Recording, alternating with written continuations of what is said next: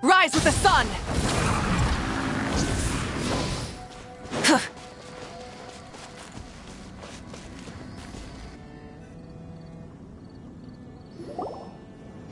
Wait! This is near the chasm, right? Yes. If we enter from here, we'll be able to reach that place from your dream. You have some experience with abyssal domains by now, but still, this is someone else's territory. Best to proceed with caution.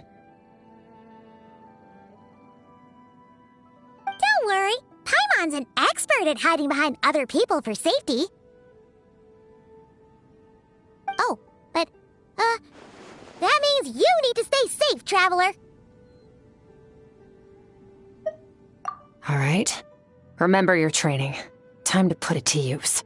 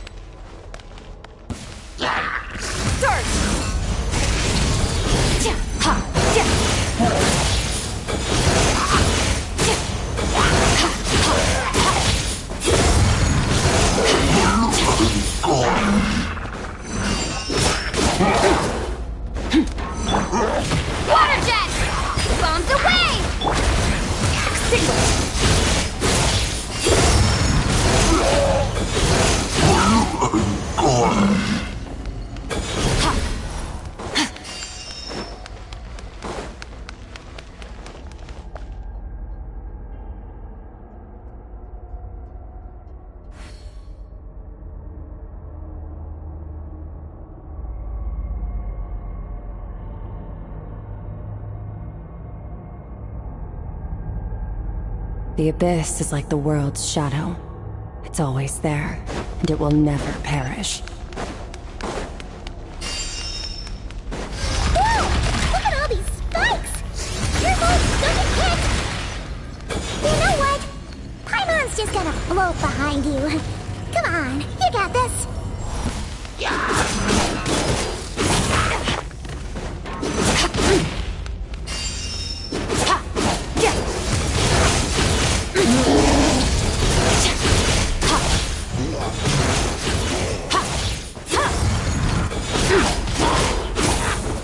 Hey, what are you two doing here?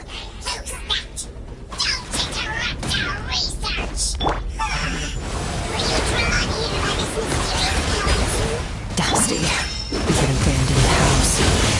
Let's press on.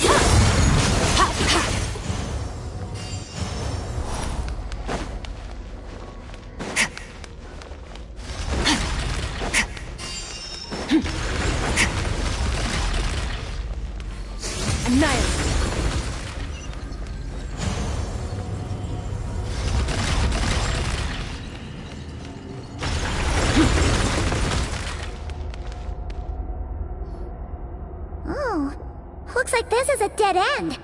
Did we make it to his hiding place?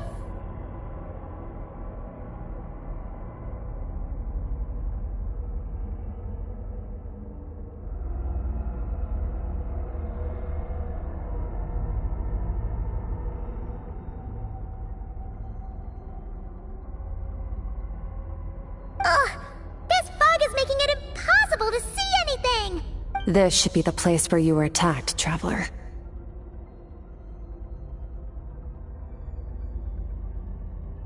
The mister it is.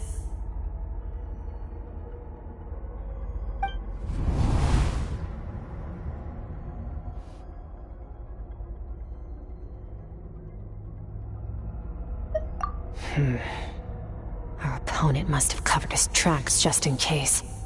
Otherwise, you should have sensed it much more strongly.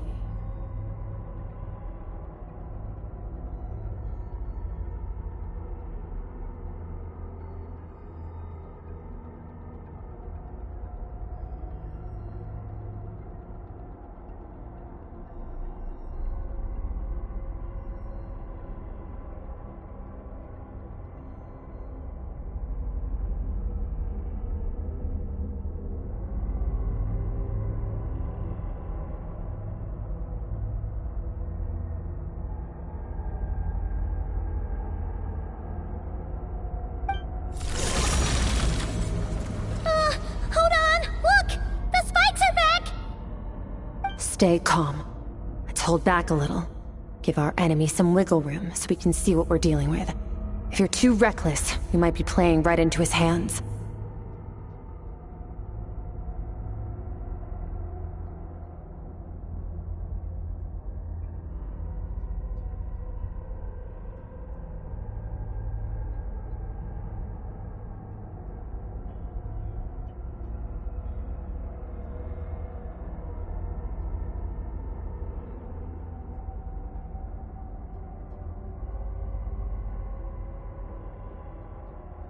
Our enemy took part of your soul for a reason. It's likely he integrated it into his attack somehow. If we're smart about this, we can track it down.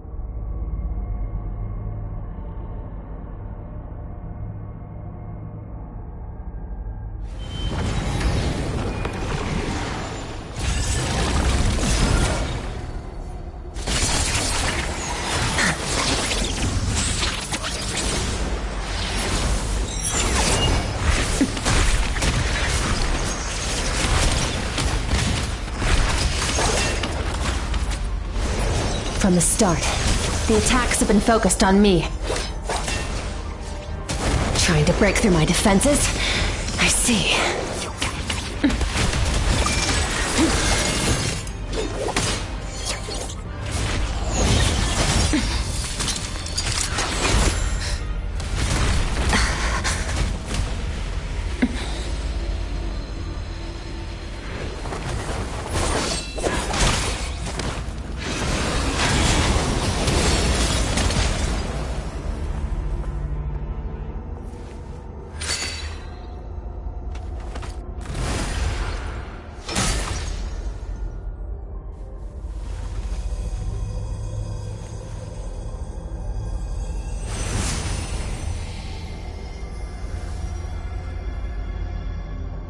There. I got it back. Traveler! Skirk!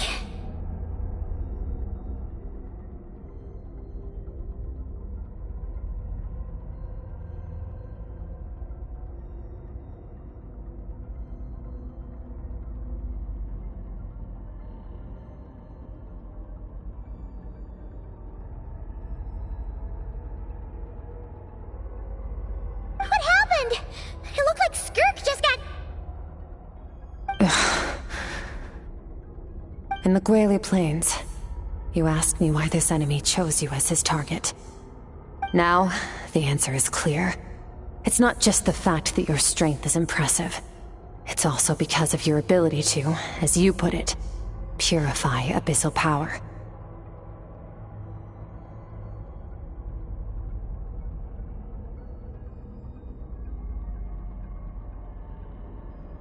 Whatever that actually means. The fact is, that ability allowed him to do something that should have been completely impossible. Namely, break through my defenses and steal my power. No, he couldn't have known I'd come to his domain. He only stole your soul fragment because he knew the value of its power. I doubt he expected it to come in handy so soon.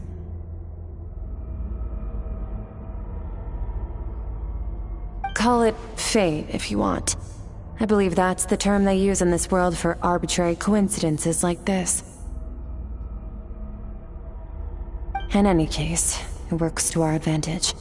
Once I realized what he was using that power for, it gave me the chance to get back what you lost. I'll cope. Well, done gorging? Good. Time to answer some questions. How did you get the power of the all-devouring narwhal? The all-devouring narwhal? Oh, of course! Paimon knew that spike thing looked familiar. It looks just like that narwhal's horn! I highly doubt you acquired that power through your own strength. Tell me I'm wrong. You're desperate enough to scour the land for god remains and whatever vestiges of power you can find. That alone proves you wouldn't be able to defeat a creature like that.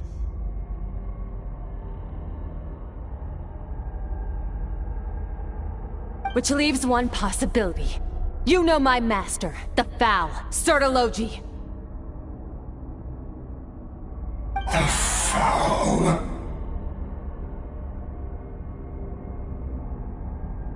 Who dares call him foul?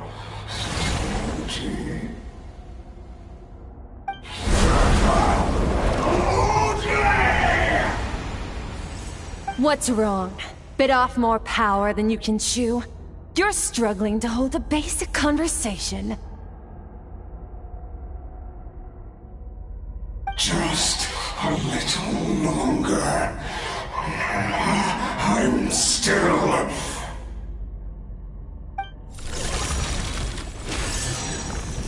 Look! It's back!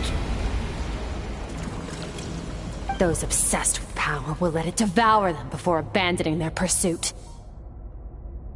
Keep calm and use reason to decide the best course of action.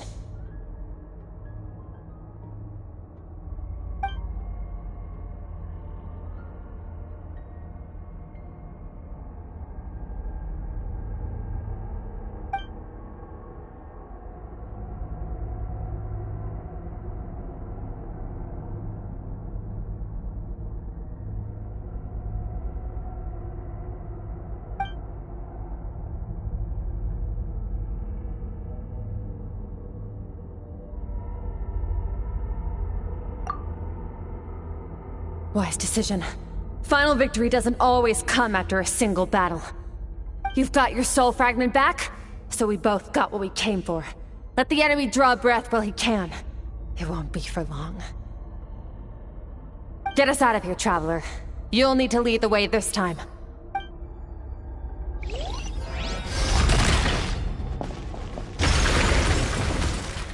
Skirk, is your shoulder gonna be okay? The wound is minor. It'll heal in no time. You should focus on getting out of here alive instead. Uh-oh! Falling spikes! Run!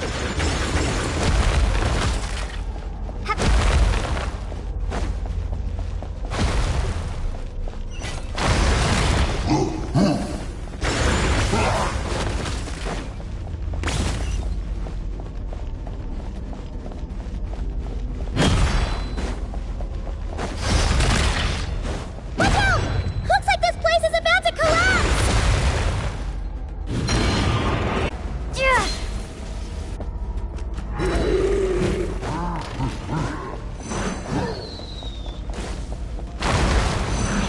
So, this guy's power has something to do with the...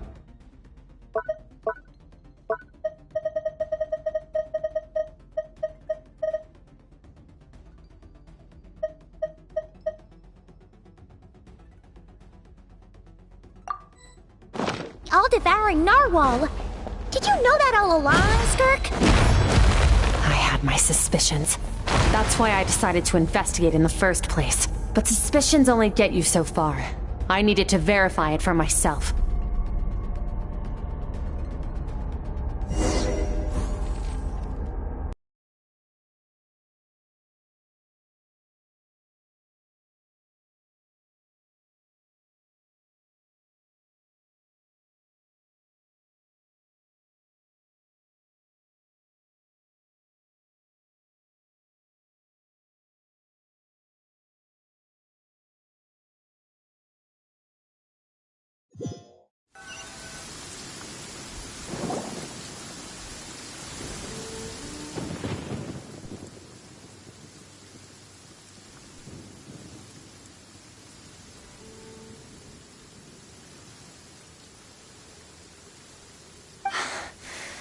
I no longer sense his presence. Can't have followed us out of that abyssal domain. Weaklings like him will find that my power is not so easily controlled. He won't be leaving that place until he's managed to digest it. You seem surprised.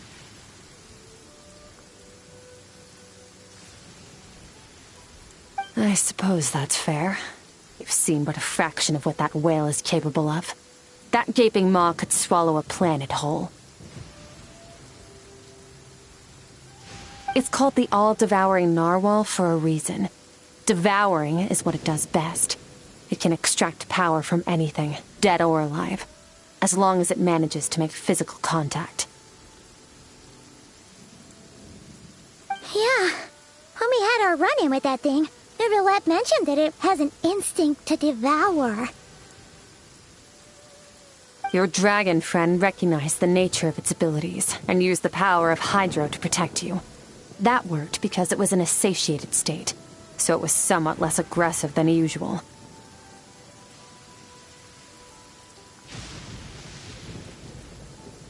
It's a different story when it has no more power to feed off of. That's when its true voracious nature kicks in. It could devour everything on the planet in that state, which is why I cast it into that void space.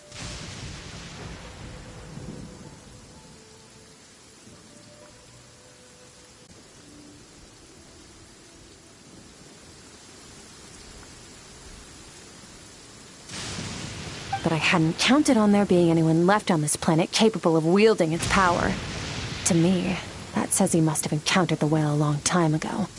Meaning, he must have known my master.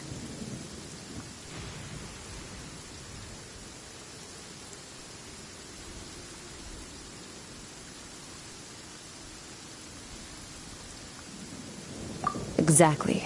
It told me everything I needed to know. Hence why I said we both got what we came for. And I believe that brings our transaction to an end.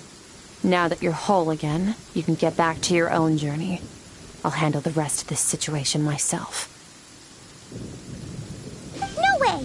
We can't leave now! Something was stolen from you because of us! We have to help you get it back!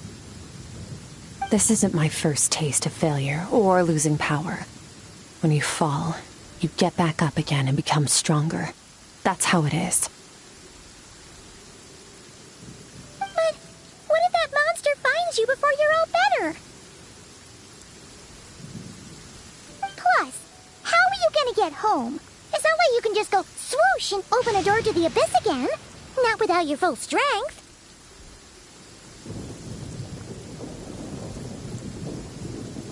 So, sticking with us for the time being doesn't sound so bad, does it?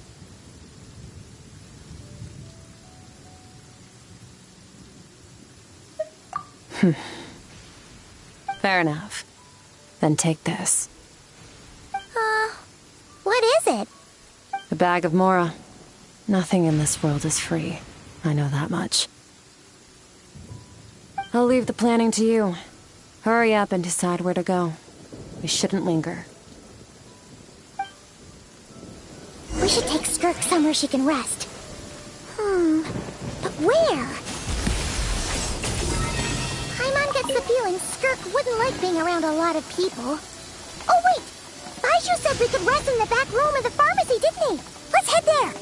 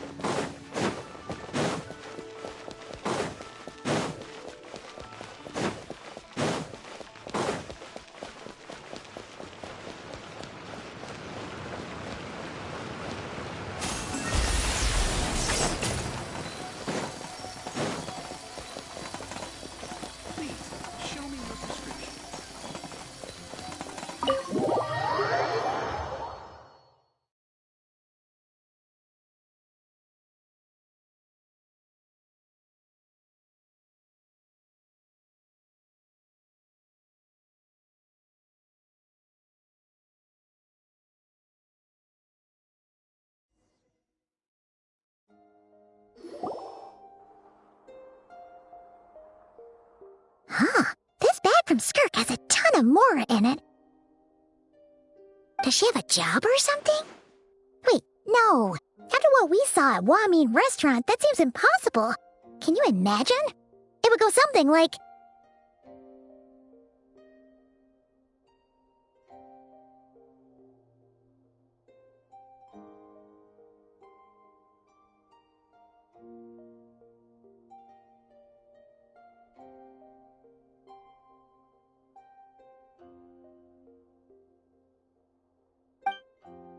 I'll be collecting my paycheck now, boss.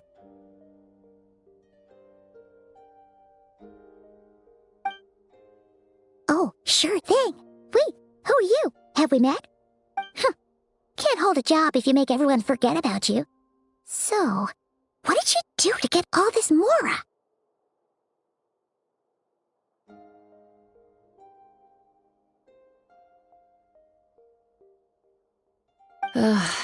Claimed some buried treasure, took care of a few monsters that were causing trouble.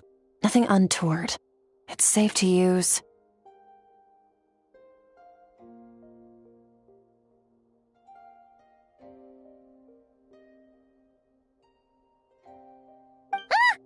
You heard all that?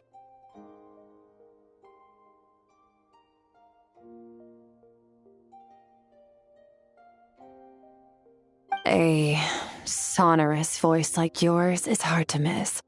I wouldn't be surprised if the sound of it traveled to the nearest mountaintop.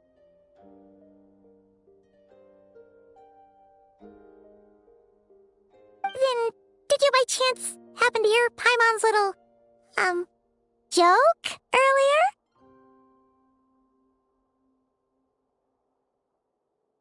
You mean when you called me Frosty the Lavender Melon?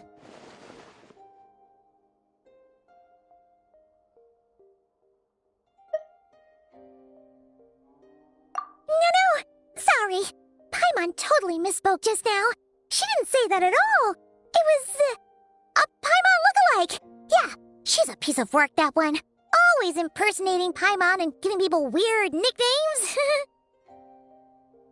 Okay, fine. The truth is, Paimon didn't like you all that much at the start. But things are different now. You helped the Traveler in a big way, so... What do you say? Friends? Ugh.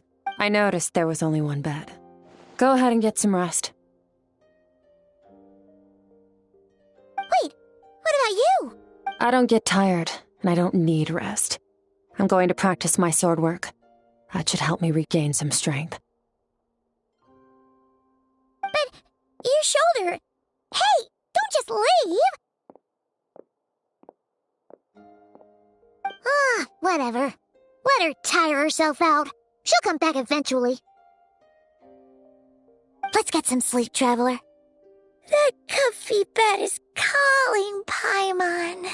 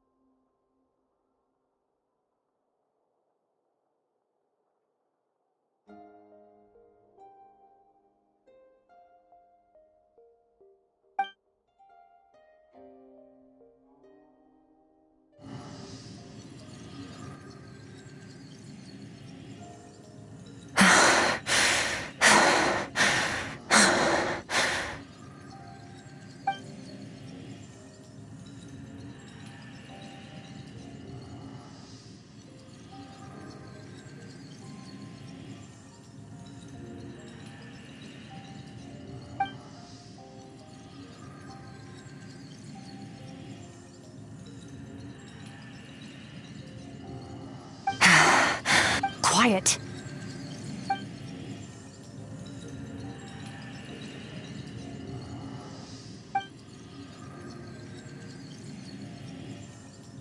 Do you even remember how many of us perished in that fire? How many bodies were left to rot on the scorched earth? Yet you alone live on.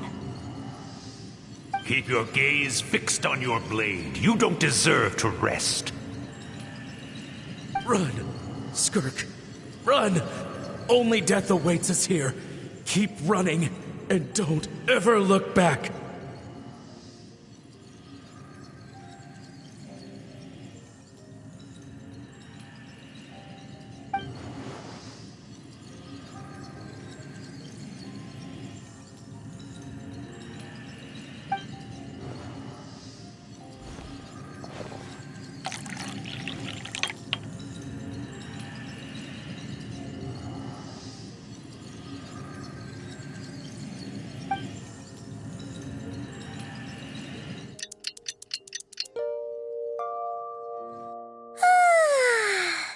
Getting an early night's sleep is the best. That bed was so comfy. Wait, Skirk? Have you been sitting out here the whole night? The bed's all yours if you want it.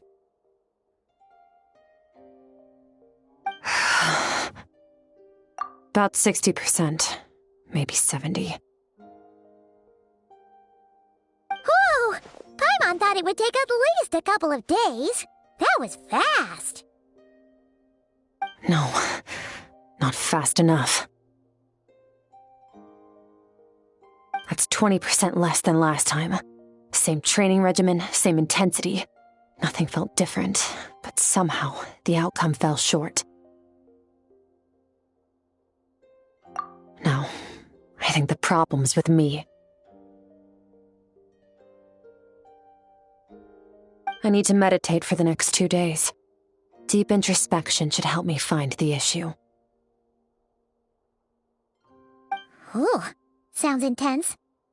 We'll watch over you in the meantime, then. Thanks. See you in 2 days.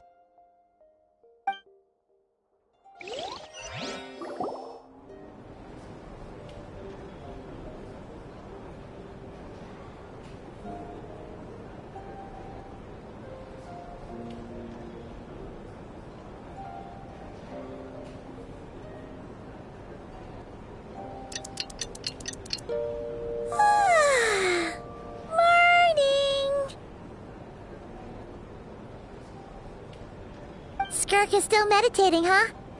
It's been 2 days already. Shouldn't she be awake by now? Paimon can't think of anything we can do to help. Oh, wait! Breakfast! That's it! Paimon will go get breakfast! Skirk is gonna be starving when she wakes up. Be right back.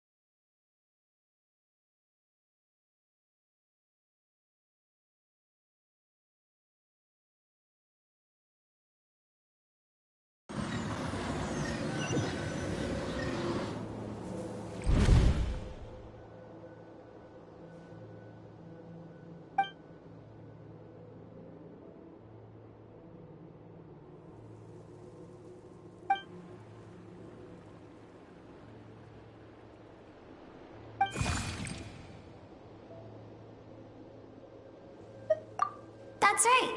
This is Skirk's inner world. Think of it as the threshold between the soul and dreams. This isn't your first time here, but what you remember is probably a space covered in darkness. I only managed to illuminate a small portion for you back then. Actually, it's my first time talking to someone like this. I only managed to break free and bring you here because the injury weakened her power. I guess that's why I can speak again, too. Call it fate, if you want. I think that's the word they use in this world for lucky coincidences like this, right? Now, before I take you to her, I gotta ask. You're the first outside visitor to ever come here, so what's your impression of this place? Oh, you noticed. This river represents Skirk's strength. Strength accumulates over time. It is the summation of a person's lived experience. So this river is where all the fragments of Skirk's life should converge into a single stream of memories and emotions, flowing forward as one. But, as you can see, this river has been severed numerous times. It's because Skirk doesn't like who she was in the past. And all she sees reflected in the river is a disgraceful shadow of who she was. She cuts through water and rock with the sword of reason, severs her connection with the past, and begins anew.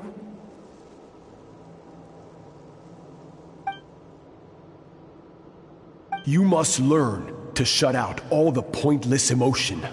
Crush the self that makes you weak, and become master over your physical form. This isn't my first taste of failure or losing power. When you fall, you get back up again and become stronger. That's how it is.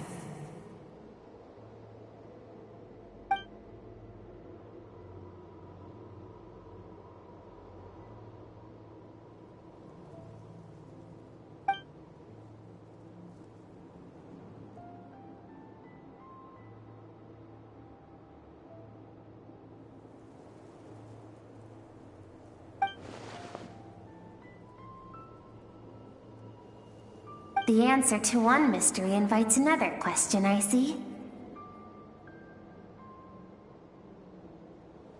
Let's follow the river upstream. There among the cliffs, among the memories etched into her heart, lies the truth of it all.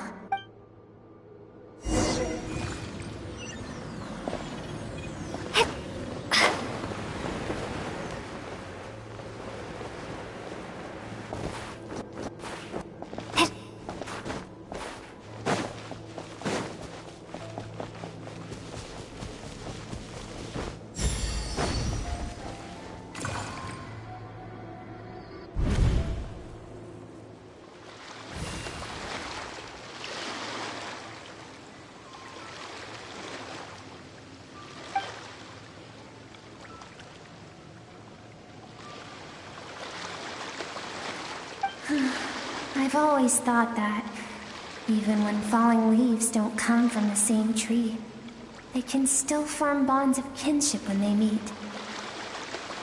Like meteors, you both made a journey through the stars. Both travelers who have landed on a planet that is not your home. Yet, when she first noticed your presence, although she hesitated for a moment, she still chose to walk away. Indifferent as ever.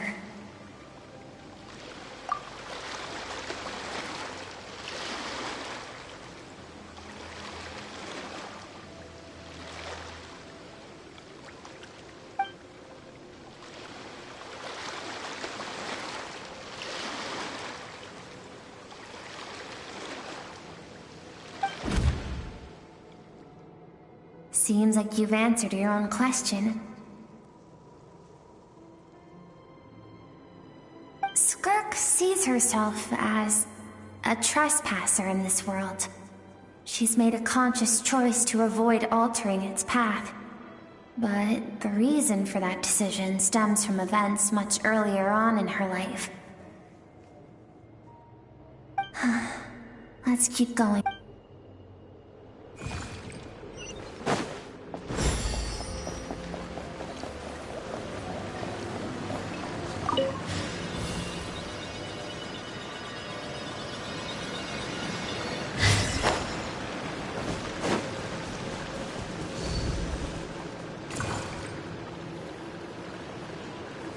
You now have what it takes to wield immense power.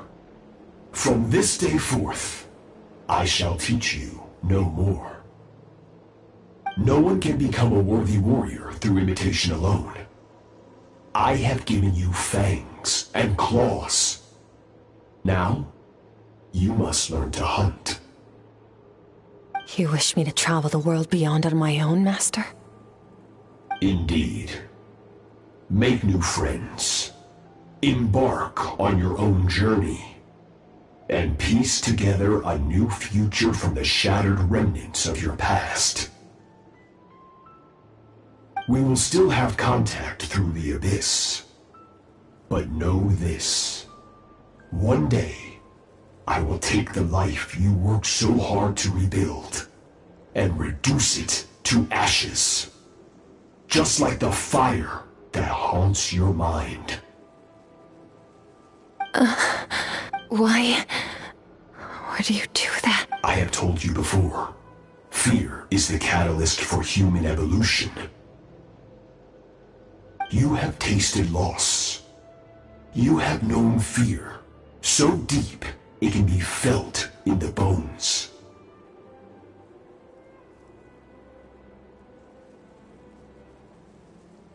But as living beings, we all have an instinct to detach from that which harms us. And thus pain dampens over time, and the acrid taste of fear becomes but a distant memory. Yet now, I have bestowed upon you the gift of fear eternal. It will drown you in the nightmare of your childhood, or it shall drive you to defeat me, whatever the cost.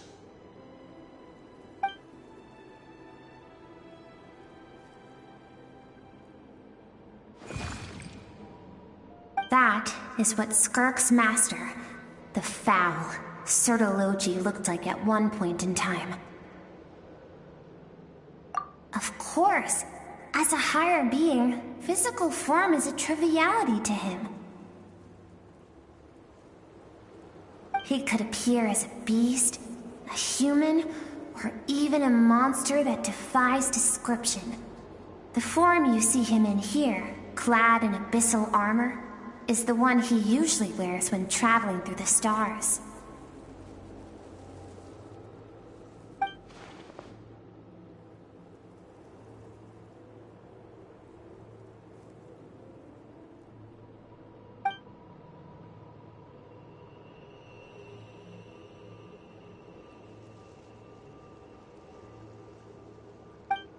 For certain reasons, I need to bridge the power gap between me and my master as quickly as possible. But first, I need to understand the source of his strength. To do that, I need to follow in his footsteps, walk the path he once walked, and somewhere along the way, I'll find out how to defeat him. That is my sole focus and purpose.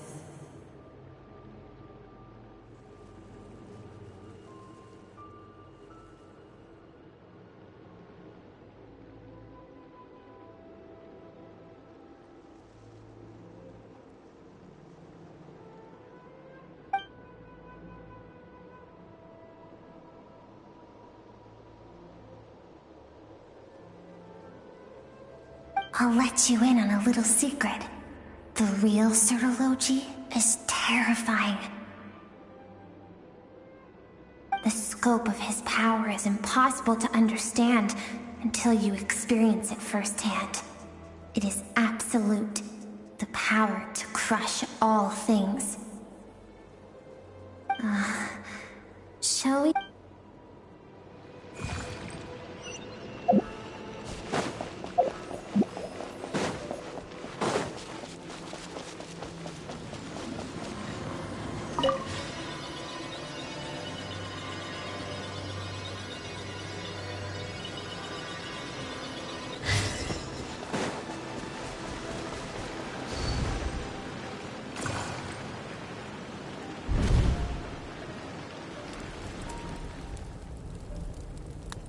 We've made it quite a ways already. This is Skirk, when she first began training under Serology. I have set your broken wrist. Tomorrow, you're to train twice as hard. No tears this time. Good. Attempting to garner sympathy through tears is a habit of the weak. A pitiful, useless ploy. Can I ask a question, Master? Why did you save me? I keep thinking, maybe it would be better if I had died. I wouldn't be haunted by that fire all the time. I wouldn't have to go on like this. I saved you because I have a plan for you. It has been too long since I fought a battle that demanded my full strength, and I hunger for it. Every so-called genius and prodigy I have faced has crumbled like sand underfoot. Before me, even fate bends the knee. So, I will teach you everything I know, train you by whatever means necessary, in the hope that one day, you might surprise me. But I don't want to draw my sword against you, Master. What you want matters little. Among the boundless sea of stars, the cries of the weak are but faint murmurs that disappear into the void. You of all people know that well. Yes, Master. From that day forward, all she knew was grueling training, emptiness, and fatigue. After some time, her talent bloomed, and she gained control over her emotions, like her master. How should I put it? It was not that human emotion disappeared from her heart, but that reason came to dictate all she was allowed to feel. I suppose it was at this point that she became the skirk you know today.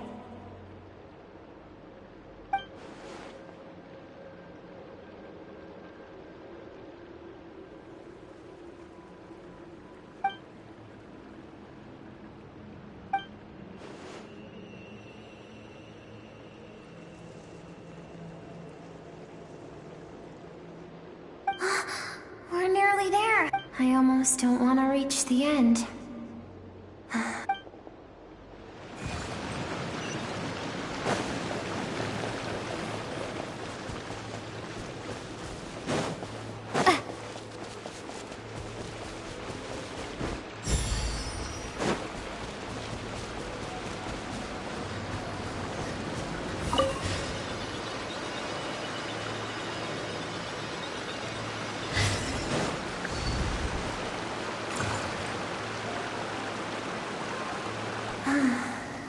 These are Skirk's happiest memories.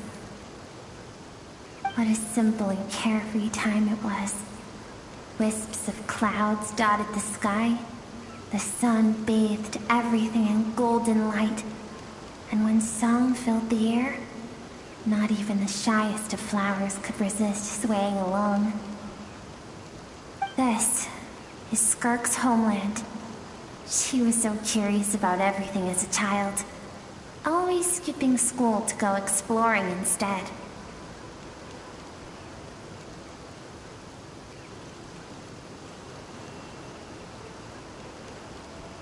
There was so much to discover. The treasures at the bottom of the sea, the secrets beyond the stars, and that merchant ship packed with adults wearing those strange clothes. It was a spaceship. When it arrived, the people that disembarked wore smiles on their faces and spoke of friendship. They claimed to be merchants from a neighboring planet. Look, Skirk's parents, her relatives, her neighbors, everyone welcomed the newcomers with open arms and allowed them to explore the planet. To them, the visitors were guests and should be treated with hospitality. No one had any idea of what was to come. Several months later, an army of unknown origin arrived without warning and carried out a ruthless campaign to destroy everything and everyone on the planet. Skirk had skipped school that day, like so many times before, so she was not caught in the immediate wave of destruction. But when she came home that day, only fire and ruin awaited her. Countless people cried out to her for help. People she knew and loved. Friends and relatives. The little girl who lived next door. The shop owner with the bad leg. Their lives were discarded like worthless trash as the fire consumed one life after another. Skirk was helpless. All she could do was run. And so she did. If Sertology hadn't been there in that moment, the fire would have claimed her life too. Earth, with no answer, seen as a threat. As the initial merchant ship explored the planet, they discovered that it hadn't always had the condition to support life. Yet there was evidence of human activity, even during the periods of extreme heat or cold in the past. Further research revealed that, over time, the people of this planet had evolved the ability to adapt to any type of environment or energy source. For that reason, the outsiders viewed them as a potential threat, and decided to eliminate them before the threat could rear its head. And so, senseless, isn't it? Deemed a threat because of a gift they didn't even know they had. Perhaps it was their own innocence and kindness that doomed them. But in the end, that was lost to the blaze as well. If those with power get to decide good and evil, then all you can trust in is the sword in your hand. And so, before death could claim her, she ran. She ran and never stopped. No one wants to relive their most painful moments. Well, that brings brings us to the end of the story. Skirk is waiting over there. Let's go to her. It's time to fulfill my purpose.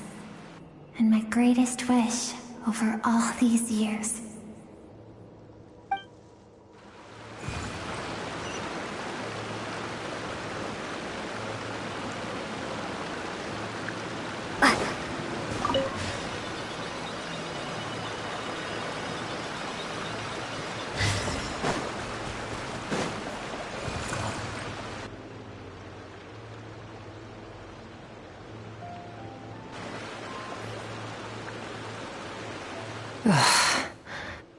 So all this, just so you could bring her here? I have things to say to you. Well, to me. I want someone to witness our reconciliation, even if it takes an argument to get there. And she is the best choice in this moment. Her suppressed emotional self. The version of herself she keeps locked in the recesses of her mind, stifled by reason. All those rejected impulses, those discarded aspects of your past selves, they are a part of me now. I am who you used to be. Someone you have refused to face for too long. So, I came to face you instead. You're wrong. I've faced you all along. And that's exactly why I keep you locked here. Your existence makes me weak. Moments of joy and longing are when we are most vulnerable. Don't forget, it was a penchant for goodness over reason that doomed our homeland in the first place. The vastness of the universe renders everything insignificant. Our feelings most of all. Even so, learning from the mistakes of the past doesn't have to mean erasing everything. Strip yourself of your so-called weaknesses, emotions like kindness and empathy, and what makes you any different from the ruthless soldiers who slaughtered our people? The difference is that I'm doing what is right, what is necessary. I allow you to exist, but with limited freedom. That is the greatest kindness I can offer. I have shouldered everything you couldn't carry. I rose above the numbness and emptiness. And it was cold, unfeeling reason that brought me this far. It made me who I am. It made me strong. That is the problem. I want to shoulder those things together. On the grand scale of the entire universe, maybe our feelings are vanishingly small, but why should that mean they don't matter? Emotion gives warmth to the cold expanse of space. It gives meaning to the world around us. Think back to those nights of gazing at the stars, those afternoons of exploring the unknown. Think back and let them grant you peace. A brief respite from the pressure you put on yourself.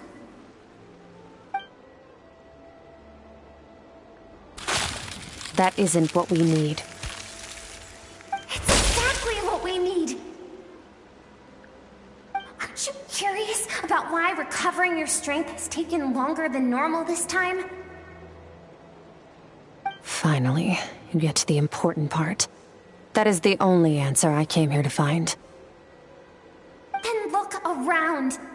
Look at your inner world. You cast aside your dreams and curiosity. And in doing so, you lost your original motivation. You severed all connection to who you used to be, so you can no longer draw strength from your past. Now, the only things driving you forward are fear and survivor's guilt. But these cannot take you far enough. And so, this river, the source of your strength, grows more polluted by the day. And you think that means I should seek help from a weak little thing like you?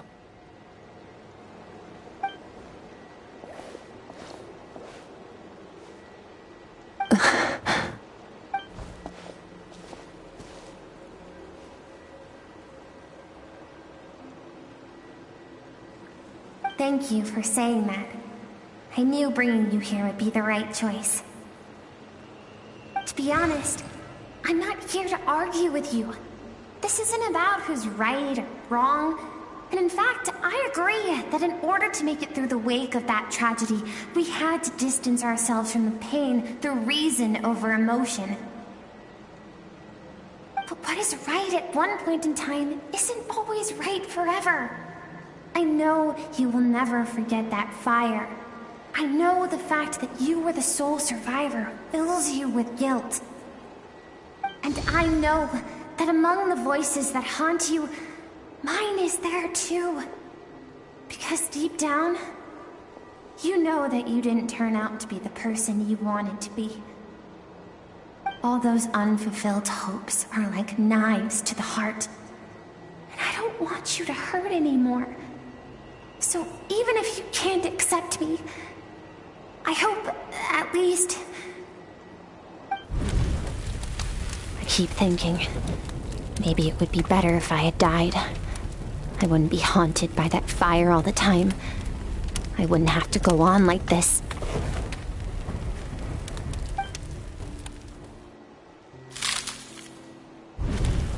Your dad and I, we're not afraid to stare death in the face, but we need you to survive.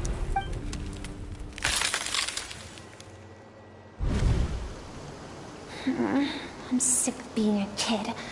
There's so many amazing things out there, and I'm ready to see them all.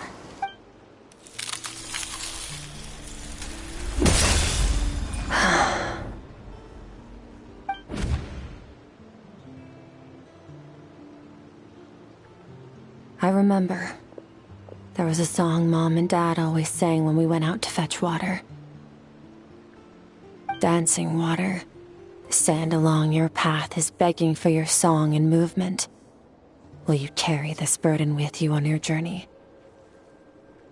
I am not the dancing water, and you are not the burdensome sand. But if this is your wish, then I will carry you with me until the end.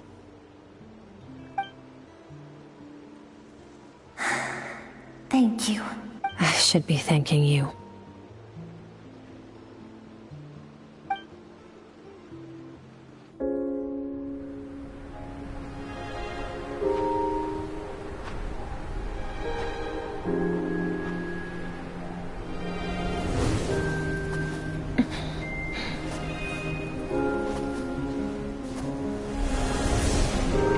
Run, Skirk, run! Remember, leave no one alive! Heed my words, Skirk. Let fear take root in your soul. Did you survive? Why was it only you? Skirk, did you become a positive light in this world?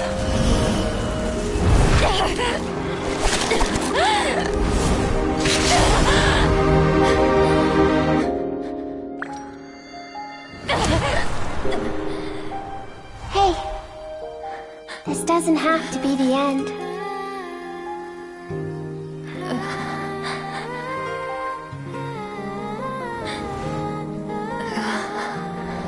Life is a gift. Don't let darkness claim it.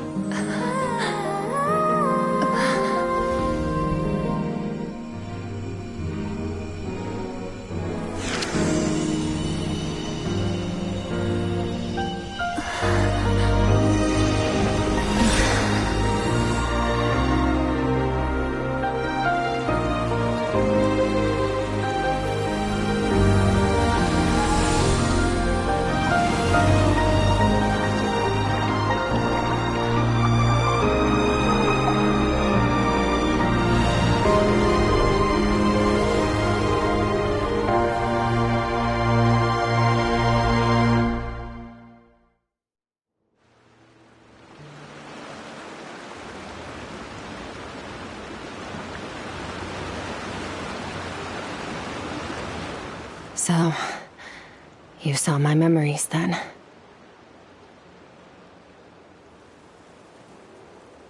I once asked my master if survival of the strongest was the law of the universe.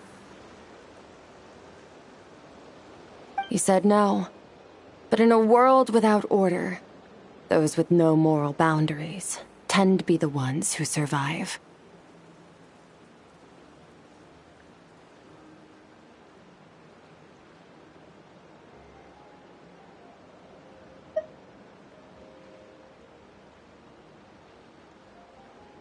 That's why, after hearing his answer, an idea came to mind. An idea that, one day, I would create a new world order. One in which there would never be another tragedy like that fire. One in which power was not the law of the land. But that means I must defeat him.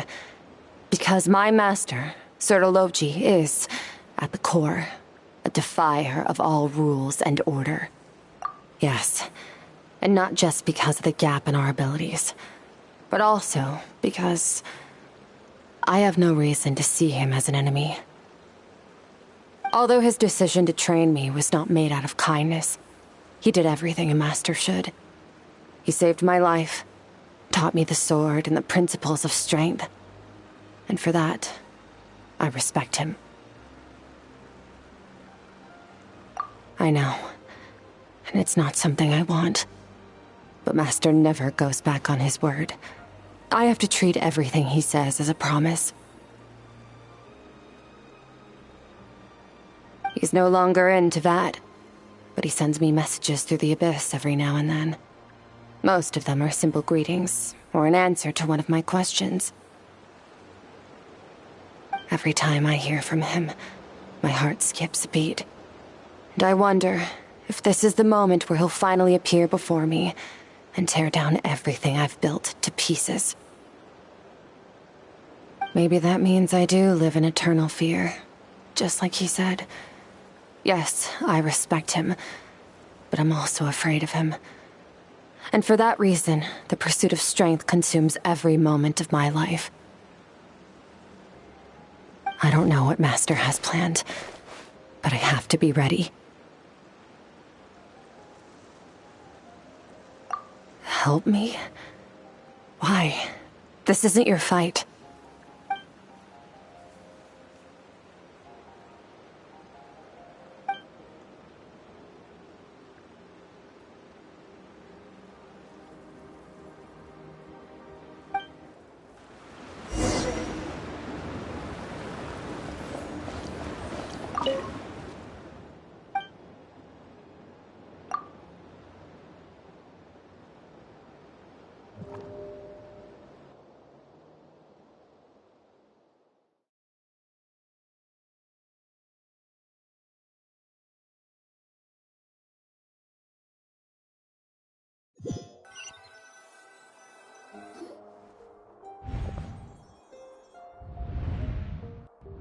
Oh, you're finally awake!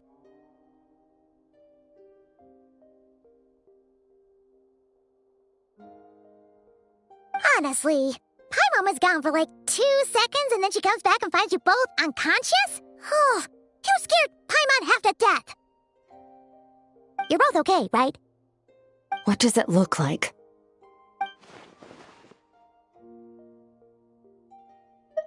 Only water from the source can cleanse the rot and filth that flows from the past into the future.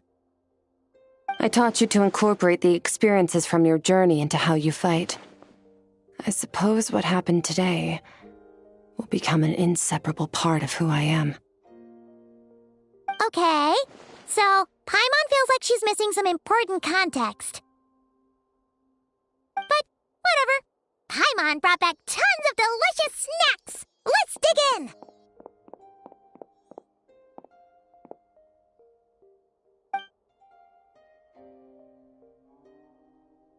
All right, it's about time we... We're gonna deal with this thief for good, right?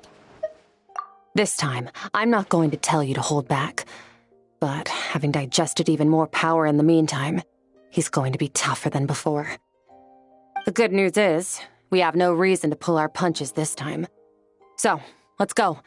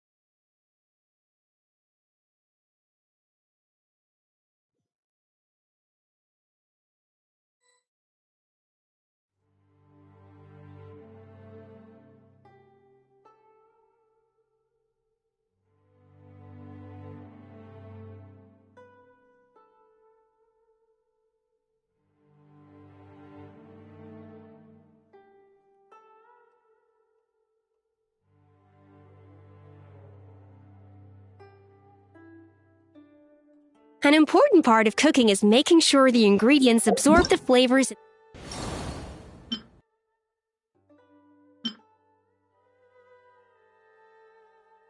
the dish. To that end,